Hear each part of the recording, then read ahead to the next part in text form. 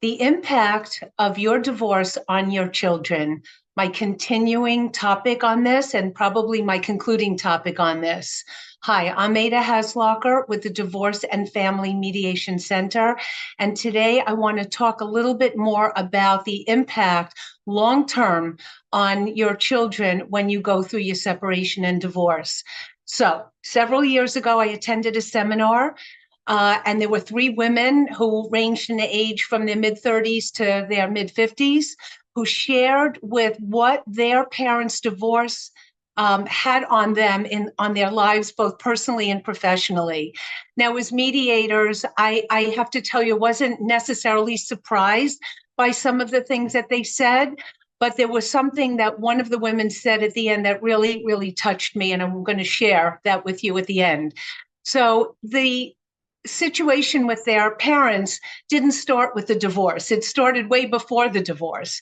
And what was going on for the family was either a lot of yelling and screaming between the parents that made the kids absolutely bonkers and upset, or there was so much silent tension that was just as devastating for them as if the parents were yelling and screaming. So for all three of them, they talked about what had been happening in the family before. Once the divorce was beginning, all of them had litigated their divorces. This happened before people really knew much about mediation. And I don't have to tell you how vitriolic those situations became. And it got worse and worse. And what ended up happening, and all three of these women had shared that in some cases, in most cases, for all three of them, the parents tried to get them on their side and felt it was disloyal if they talked to the other parent or took the other parent's side or didn't want to take anybody's side whatsoever.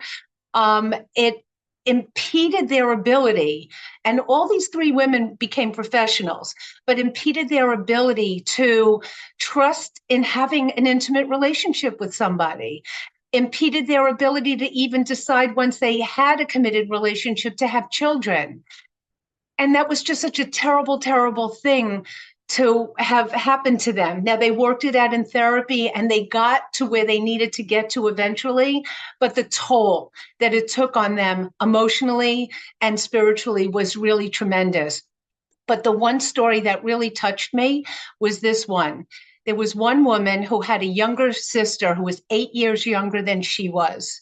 And this woman had postponed her freshman year of college to stay home and protect her younger sister from what was going on with her parents. So I know that people come to mediation because they want to do things amicably and they want to save their children from heartache. Please come to my table and let me help you do that. Ada Haslocker, Divorce and Family Mediation Center. Thank you for listening.